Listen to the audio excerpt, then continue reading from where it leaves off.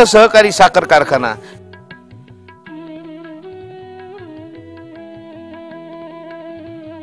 यशवंत सहकारी सूत गिरणी,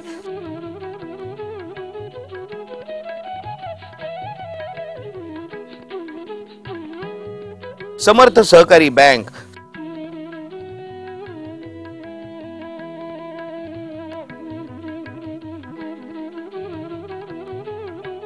समर्थ दूध फेडरेशन अशा कितीतरी संस्था निर्माण केल्या आणि आता तर त्या विकासाच्या क्षितिजावर आहेत। यंदा समर्थ साखर कारखान्याने ऊसाला 1600 रुपये भाव दिला आणि यापुढे 1700 रुपये भाव जाहीर केलाय।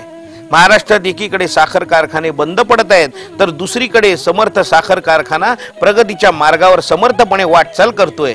याचं वैशिष्ट्य काय? तर योग्य दिशा, योग्य नेतृत्व मिळालं तर प्रगती दूर नसते।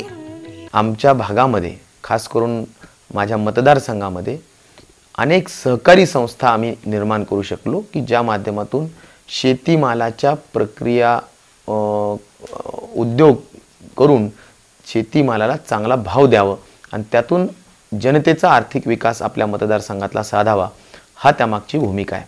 समर्थ सहकारी साखर कारखाना एक उदाहरण असं देता येईल की ज्या माध्यमातून मोठं अर्थकारण मतदारसंघाचं या कारखान्यावर अवलंबून आहे।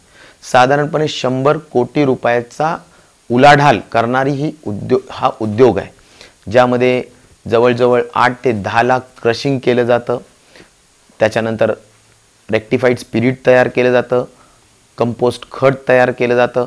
आता जवळजवळ 18 मेगावॅटचा 77 कोटी रुपयाचा सहवीज प्रकल्प तयार केल्यामुळे वीज निर्मितीचं काम केलं जातं। अशा अनेक गोष्टी या समर्थ कारखान्याच्या माध्यमातून होत आहेत आणि मला वाटतं की आर्थिक विकास साधण्याच्या दृष्टिकोनातून हा कारखाना एक